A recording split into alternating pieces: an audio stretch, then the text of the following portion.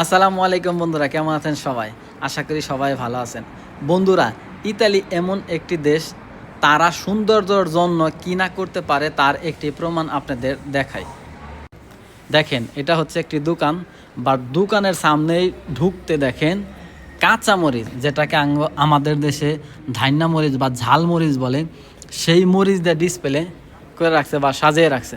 দেখেন, তাও যেটা একদম ঝাল ঝাল ঝাল মরিচ, সেইগুলো একদম ছোটো ছোটো যে ধান্যা মরিচ, যেটা বেশি ঝাল না, এইগুলো দিয়ে এই দোকানটার সামনে ডিসপ্লে সাজিয়ে রাখছেন। এখন এদের আপনি পাগল বলবেন নাকি এদের বুদ্ধিমান বলবেন, কি বলবেন বলেন?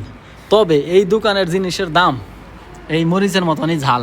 দেখেন, এই যে পারফিউমটার দাম হলো 250 ইউরো, বর্তমান বাজারে প্রায় আপনার 32,000 বাংলা টাকা। আবার এই যে টাই, এটার দাম হলো 153, আর এটার দামও প্রায় 20,000 টাকা। অতএব এটাই বুঝাইছে যে এই দোকানের সামনে ডিসপ্লেতে যেমন ঝাল মরিচ, অতএব এই দোকানের জিনিসপাতির দামও এইরকমই ঝাল।